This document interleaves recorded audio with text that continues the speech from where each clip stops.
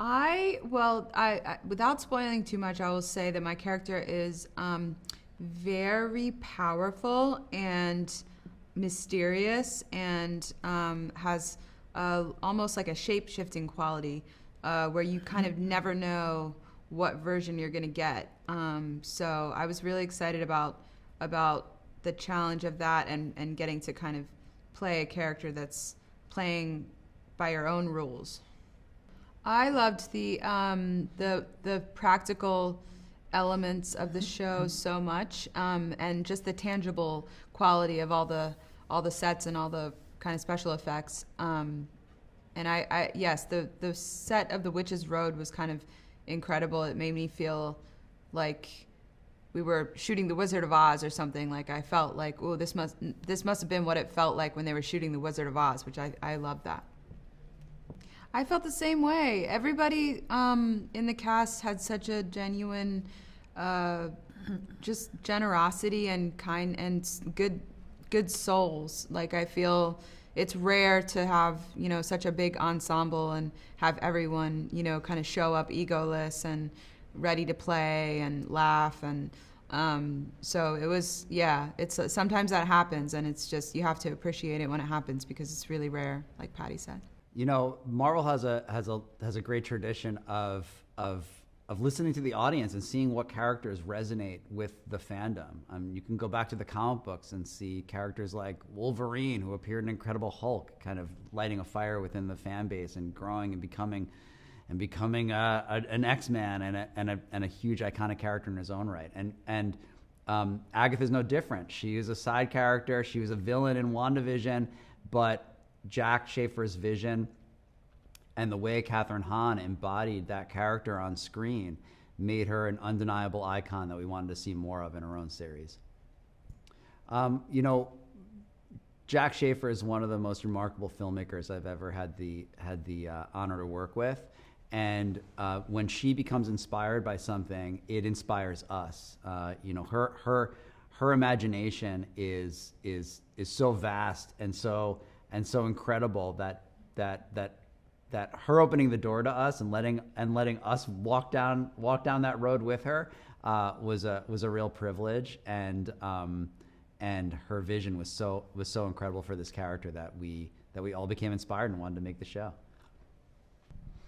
I would describe Agatha All Along as a fun Halloween adventure story for anyone that loves the Halloween season and is a fan of action and brave enough to maybe get a little bit scared at times. But it's also a surprisingly emotional story, like you expect from a Jac Schaeffer show. I mean, Kathryn Hahn took this character and really made her into an icon. And Jac surrounded her with other amazing characters and amazing actors to embody those characters in Agatha All Along. So it's so much fun to see Agatha, who really, has her own amoral way to look at the world, being challenged by all these different personality types with their own agendas and their own outlooks and their own codes of ethics that oftentimes, run contrary to her own. It's one of the greatest ensembles we've ever assembled in the MCU. These are the Avengers of witches. And this coven, the thing about the Witch's Road, which you learn over the course of the story, is that you can't just walk down the Witch's Road with any old coven. I mean, these are, you have to be a well-trained, well-oiled machine where everybody can predict each other's movements like a SEAL Team 6, going down the Witch's Road. And that's not the case with this coven. They are assembled very quickly. They don't get along. They don't like each other. They don't know each other. They are not prepared at all for the challenges that await them. And that really brings about a lot of incredible drama and comedy along the journey. We used no green screen on this show. This is a show that embraced practical effects, practical magic. And it was really important to Jac to do this because she was trying to conjure an emotion, that we perhaps hadn't felt on screen for 30, 40 years. this realistic, tactile, dark fantasy feeling of the movies of the 70s and 80s and the techniques that they used back then to create larger than life effects. The music is crucial to this series, and it's crucial not just because we were inspired by the Agatha All Along song from WandaVision, and we were so excited that the Lopez's came back to write a new song for us, but also the song itself is key to the journey of the story. It's a spell. It has a function. It has different meanings. It has different meanings for each character. And as the show unfurls and you learn the deeper messaging of this song in how it informs the story and informs these character journeys, it takes on a much deeper emotional resonance than just a theme song would. I think that they should expect a fun adventure story, a lot of surprises, a lot of thrills, a lot of laughs, and some real emotional heft that only Jac Schaeffer could bring to the screen. I think the most exciting part of being able to do Agatha All Along was the opportunity to work with Kathryn Hahn again, both because I love her personally, but because her sense of Agatha is so enormous. There's so much there in her mind, body, spirit, and it is my job to come up with the story, but it was fueled by my understanding of what she's capable of, what interests her, and what I knew that audiences would enjoy seeing her do on screen. We did an enormous amount of research on witches. Like, that was really a lot of the early days in the room. It's a little bit of like vamping as you're trying to figure out the story. I am not one for research myself personally. I don't actually like that. So the way I sort of organized it was I have this fabulous team of writers, and I gave them assignments. So they would come in and do presentations on potions, on herbology, on divination. And some of them, the reason that I hired them, they already had passionate connections to various forms of witchcraft. So there was that, and then we spoke to a witch, which was really impactful. And then we were sort of devouring witchy content. We had crystals in the room. We lit candles and got in trouble. On the very first day of the room, we cast a spell. We were actually remote, and so I had my lovely assistant deliver spell kits to each of the writers' home, and we lit candles together and did a spell that was called the Road Opener spell. I think that there is so much there with Agatha Harkness. That's really the challenge of making any series is, do you have enough? I come from the feature space, and so with a feature, you have, depending on who you're making the feature for, you're making an 1.5-hour movie or a 3-hour movie, depending. But it is more finite, obviously. And with TV, you need so much more. There is so much more surface area. And with Agatha, because she is a liar and a performer, and she wears so many masks, to me, it's sort of it feels infinite, because anytime you peel back a layer, there's going to be another layer of lies and performance underneath it. And that's really sort of the journey of the show, is peeling back those layers. So The Witch's Road, it's hard to remember the exact moments, the moment where that kind of clicked. We had the idea that I really wanted to put Agatha in a situation where she was forced to assemble a coven. That seemed really like a terrific opportunity for both comedy and drama, because it's just all conflict all the time. And also it had very sort of heisty vibes, and I that seemed right for her because she's a con artist. The fact that they were traveling the road again, I mean, I think we needed what I like to call the container of like what is the thing of the show, and you know the Witches Road comic is terrific and much beloved, and so it was really kind of our jumping off point. It was the idea of like, well, we could take the notion of the Witches Road and we could really make it our own.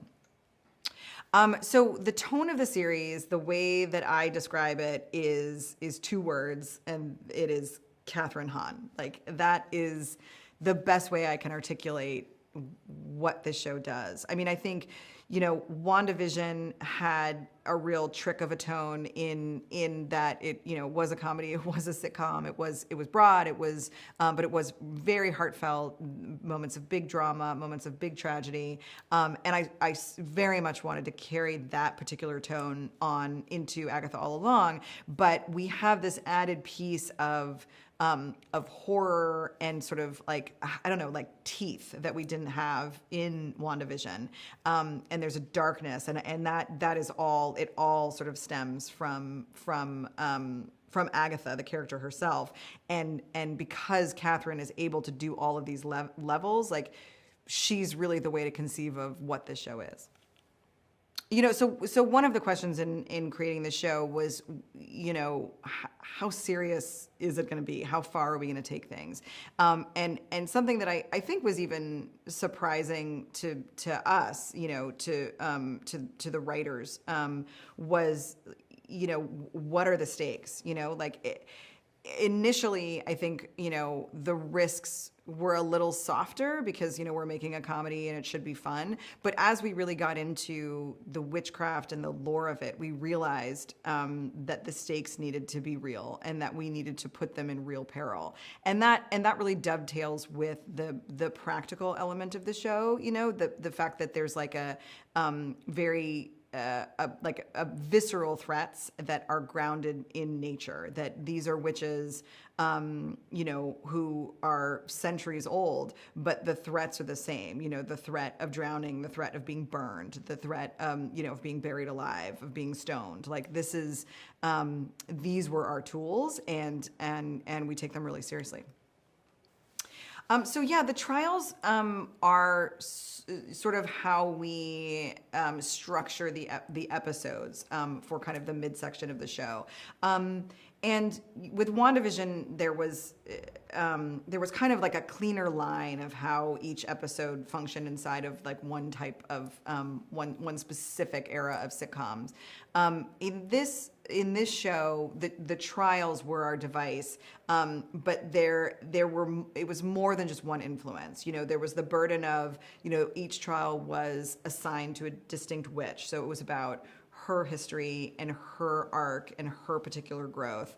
But then we tried very hard to tie that to something that was either directly or indirectly witchy. In the case of Jen, she's in this sort of Nancy Meyers, Big Little Lies type of space. And that's not, you don't think of witches in that space, but I do, because like those are like covens of powerful, duplicitous women. And so, that seemed, especially for the first trial, it seemed like such a fun place to start, such an unexpected environment for our witches. And also the idea of like the second they step in, they transform. I wanted the first trial to be the most startling transformation. So to have them go from their road kits like into their coastal grandma chic looks seemed like the sort of biggest jump. And then all the sort of trials followed that same logic of it's tied to the witch, but how do we pull in other influences to create a distinct, discrete world. So with Agatha All Along, I think what people can expect is a fun, scary ride. That is how the show is pitched. That's what you see in the trailer. And it has all of those thrills and delights in kind of a horror comedy space. But it, very much like WandaVision, the show is front loaded with these kinds of thrills and all the theatricality of the costumes and the looks and the music. But also like WandaVision, there is a great deal of depth to the show, and we do go to dramatic places. So I think what people can expect is a thrill ride that, ultimately is very emotionally affecting. I was flabbergasted. I really was in shock. I didn't imagine this in a million years. So it took a long time for it to sink in. And then after talking with Jac and realizing kind of what she wanted to explore with Agatha this time around and go a little bit deeper, I was so excited as an actor, as an Agatha lover.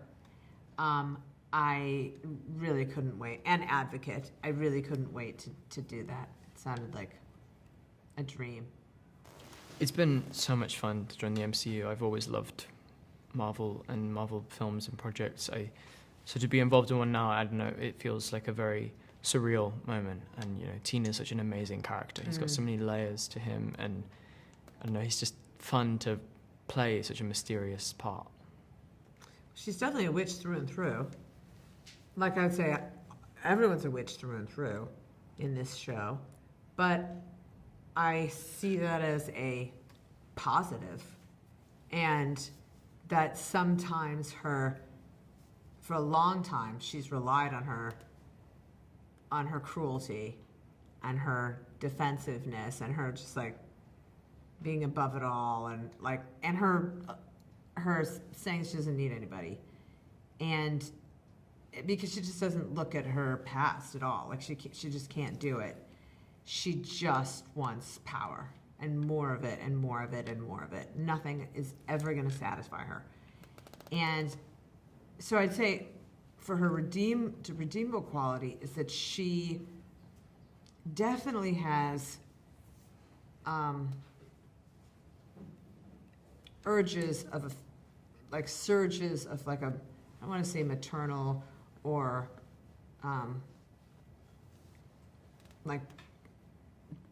there's other urges that come in that are unexpected for someone that you would think would be so locked off.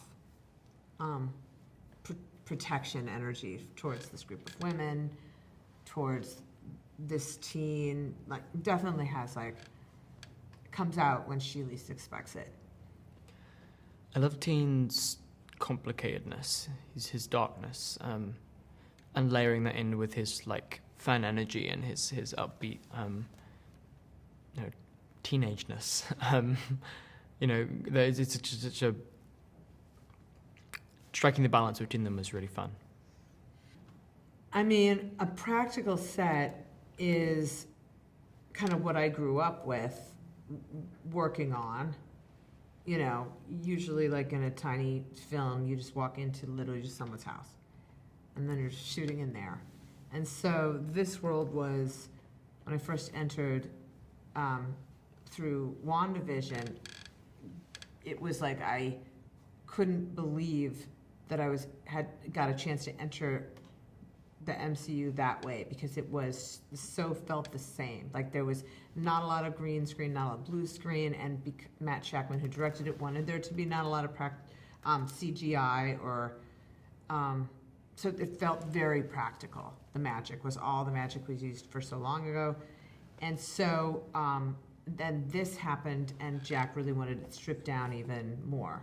So I'd say the set that impressed me the most, and I think really landed at home that we were able to do this, and the art, so many artists that are involved, I just was in awe, was the Witches Road set. This is the size of a football field and completely immersive. I mean, the practical sets, as an actor, the thing you want most is be able to see the thing you're supposed to be acting in. So it makes that much easier than, acting to a tennis ball. And the sets themselves, they were just so incredible. The detail and the layering and the, hints to what's to come in the series that were just hidden in these sets was amazing. And all the special effects, the water in episode 3 was so amazing. That was a possibility to do in reality. just watching people at the top of their game, like doing their craft to the best. We were all really, I felt very, very lucky and blessed that it was this group of humans, especially for this witch who likes to work alone. It was a incredibly gifted, everyone more talented though. I mean, everyone so talented, legendary, and superstars. And it was, I felt, I think, a great amount of like, I just kept pinching myself because I felt so grateful to be surrounded by such talent, because I knew it was going to just raise the quality of the thing as a whole. Oh, I feel like the relationships that we've made together, you know, we've formed a coven, we've formed a bond between us all that is, I think, will last for a very, very, very long time. Me too. It's like a family. I feel very, very lucky to be a part of it. A ladder. It's like there is constant, like the trials are always there. You have to get past one rung to get to the next. Possibility of falling, breaking something at every step. And when you get to the top, you can't even if you can't even see, you lose track of what it is you're going for. And then once you get there, is it what you wanted after all of that work? Like a labyrinth. For Yes. similar reasons. But I like Labyrinth better because it's more like twisty. Yeah, it's twisty and dangerous, but fun. I had no idea that it was going to have a song in it. And then when I found out it was Bobby and Kristen Lopez, I was really excited because I've always wanted to sing one of their songs because I think they're geniuses. And then to be able to, at that point, I think we'd have been working for a while, the coven. And so it was exciting just to get to sing with the girls and the guy that I had fallen in love with. So it was very exciting. It was very exciting. The Witches Road was so big we couldn't film at the studio where we were filming everything else, Trillet. We had to go to a different studio because it had a larger soundstage. And I think I can only speak for myself, when I walked onto the set, I started to cry. It was stunning in its majesty. I mean, I don't even know how to describe this except it just elevated my acting because of the environment I was in. And the artistry, the craftsmanship. And I understand that the production designer gave each of his crew a tree to design individually. And so we were constantly surprised as we walked the Witches Road as what we were seeing. And I mean, the production value in this is extraordinary. Everybody was at the top of their game. And I was continually blown away by the visual that I'm now asked to act in, to live in. It just made me a better actor. You know, you never know how you're going to live with, communicate with, accept, whatever, actors when you meet them on a film set. This was so unique because we're all different. We all complement each other. And as I said earlier, you know, Jac created an equal environment, equal and supportive and loving environment, so that it was very easy to act with everybody, extremely easy to act with everybody, individually or as you know, if we had scenes, collective scenes, there was respect, enormous respect. And I hope that I have this kind of experience for what remains of my career, because this was a high mark. This was a very high mark.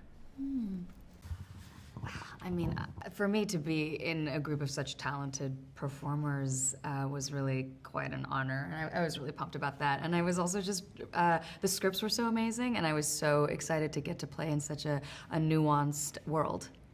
Yeah, and I was already a fan of WandaVision and also a fan of the MCU for years, and so to be able to join the MCU in this show was a literal dream come true. Well, I knew I'd be stepping into a new world, so I didn't know what it was going to be, and I knew that witches were involved. So I just was excited about working with new people and being in a whole different fantasy land. And I knew it would be fun. I think everyone's motivation probably was wanting to get something at the end of the road. But for Jen, I think she was really feeling a lack of power and agency over her life, and Agatha kind of illuminated that and poked at the fact that Jen has kind of given up on herself and her power. And so I think her goal was really to step out of her comfort zone and actually give this adventure a try. And I would say that Alice's objective of going down the road is to seek the truth. I think she's been told something about the road that she never really believed, and now that she's being presented with the option to go down it herself, I think she feels like she has to know whether this thing that's sort of haunted her whole life is real or not. And I think Sharon just kind of really wanted to go to a party. You know. I mean, the Witches Road set was so incredible. It was so cool that they built an actual forest for us to walk through in many different ways. And So epic. it was so epic. Yeah, it felt expansive, but also so detailed. Every leaf is painted, and there's different kinds of mushrooms that with different sizes and patterns. And trees. Yeah. Like really, like spooky trees. And I think I was most impressed about how much they were able to change it. Yeah. Like they would move a tree and now we're on a different part of the road, or they would move a rock and they would make it feel so big even though we could see the end of it. Like in the room you knew how big it was, but on screen you just have no idea. magic.